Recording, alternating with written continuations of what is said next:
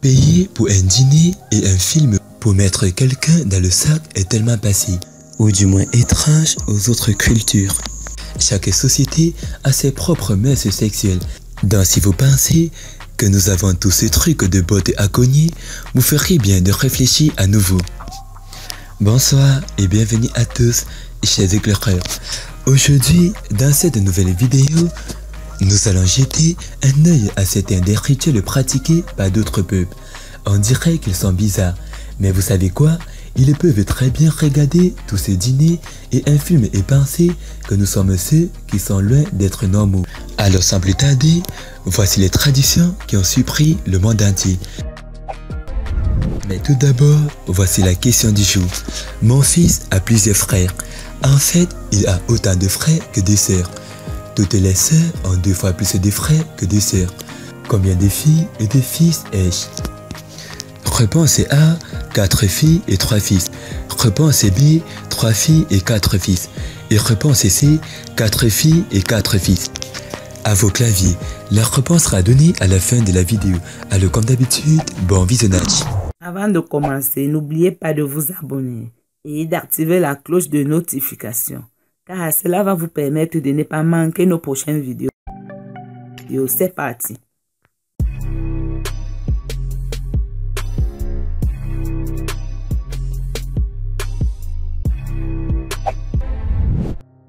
Les Wodabé, la tribu où les hommes se volent les femmes les uns des autres. Dans la tribu Wodabé du Niger en Afrique de l'Ouest, les hommes sont connus pour voler les femmes les uns des autres. Le premier mariage des Wodabé est arrangé par les parents dans la petite enfance et doit être entre cousins de la même lignée.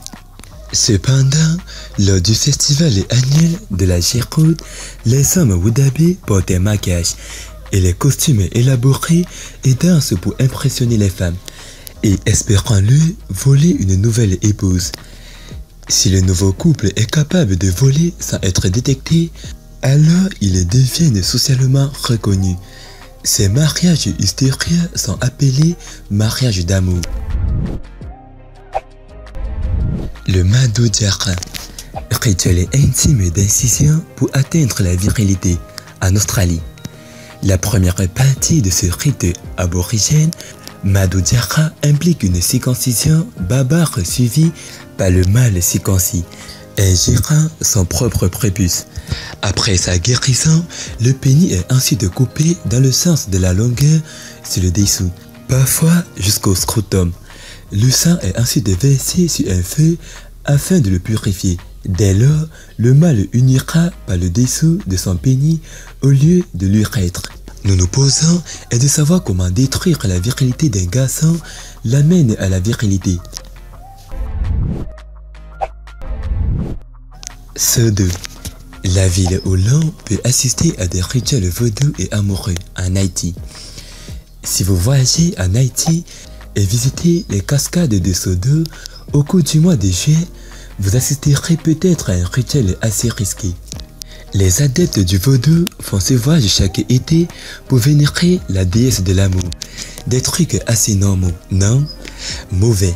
Imaginez un groupe de gens nus se tordant et se tortillant dans la boue mélangée au sang d'animaux sacrifiés, avec des têtes de vaches et de chèvres jetées dans le mélange. Je suis sûr qu'il n'y a rien de tel si vous êtes un amateur d'exhibitionnisme. Les Mangaïeuses. Faire l'action avec des garçons.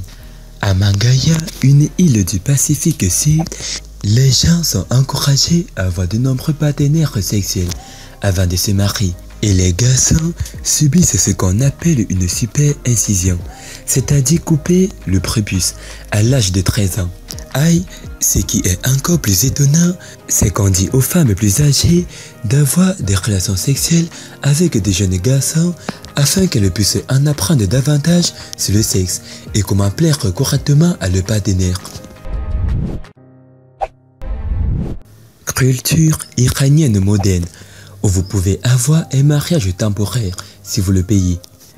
Nous savons tous que les pratiques musulmanes sont parmi les plus strictes concernant les rapports sexuels et les relations entre les hommes et femmes. Par exemple, les couples musulmans ne sont autorisés à avoir des relations sexuelles qu'en position de missionnaire. Il est considéré comme grossier et dégradant pour un homme de demander n'importe quel autre poste à sa femme. Cependant, dans certains pays musulmans, comme l'Iran, un jeune couple qui aimerait avoir des relations sexuelles avant d'être prêt à se marier peut demander un mariage temporaire.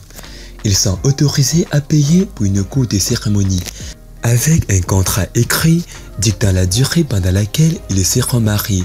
Une fois cela fait, ils peuvent avoir des relations sexuelles comme des lapins, sans contredire la loi islamique. Je connais beaucoup de personnes ici dans mon pays qui souhaiteraient probablement que nous ayons quelque chose de similaire. Les Népalais, une communauté où les frères partagent une femme. Selon un article de Psychology Today, presque toutes les quelques sociétés polyandres pratiquent ce que les anthropologues appellent la polyandrie fraternelle, où un groupe de frères partage une femme.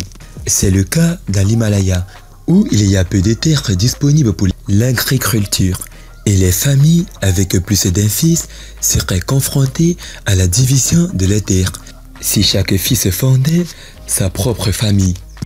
La solution, trouver une femme pour tous les fils, afin qu'ils puissent vivre ensemble comme une seule famille et garder le passé familial intact. De plus, comme le raconte le documentaire Multiple Husbands du National Geographic, cet arrangement fonctionne mieux lorsque la femme est apte à planifier le temps avec chaque frère. Les Trobrianders, la tribu où les enfants commencent à avoir des relations sexuelles à 6 ans. C'est insulaire d'une tribu isolée de Papouasie-Guinée, semble être une étude des cas sur les conséquences ultimes de la révolution sexuelle. Les filles veulent du sexe tout autant que les garçons, et les enfants commencent à avoir des relations sexuelles à un très jeune âge. 6 à 8 ans pour les filles, et 10 à 12 ans pour les garçons, sans stigmatisation sociale. Il y a peu de coutumes sur les fréquentations pour inhiber le raccord. Et bien sûr, les vêtements révélateurs ont été poussés à leur limite, les filles étant en fait seins nus. Cependant, alors que tout le monde a des relations sexuelles quand il le souhaite, le partage des repas avant le mariage est un grand nom. Vous n'êtes pas censé sortir dîner ensemble avant votre mariage. Inis Beyak, où vous gardez vos sous-vêtements pendant que vous faites l'amour.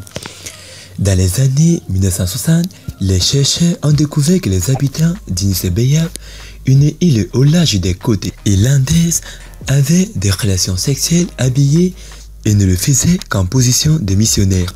L'Église a prêché aux résidents que les relations sexuelles avec un conjoint sont une responsabilité, tandis que les préliminaires ne se sont jamais entendus au-delà des baisers et du toucher de l'arrière.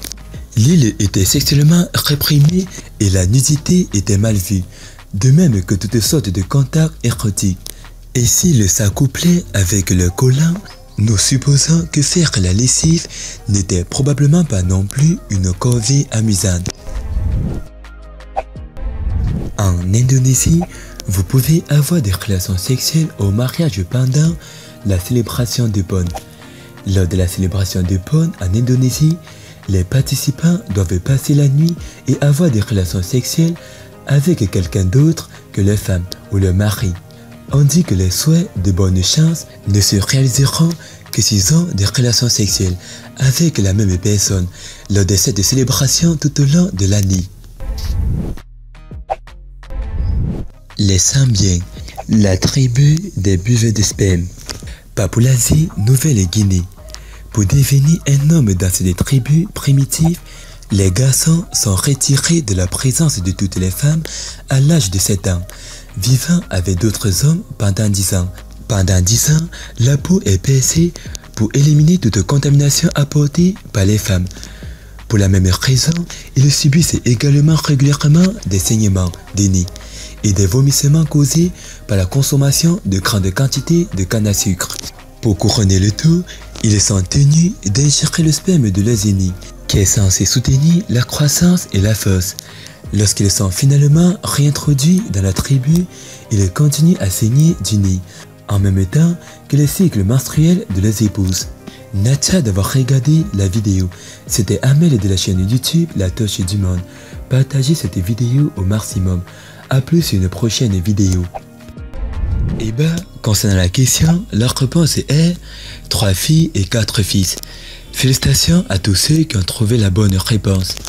C'était les traditions qui ont surpris le monde entier. Et parmi ces traditions, laquelle vous a le plus surpris? Dites-le nous dans vos commentaires. Et si vous avez aimé la vidéo, n'oubliez pas de vous abonner et de la partager au maximum. A plus sur une prochaine vidéo. Bye bye.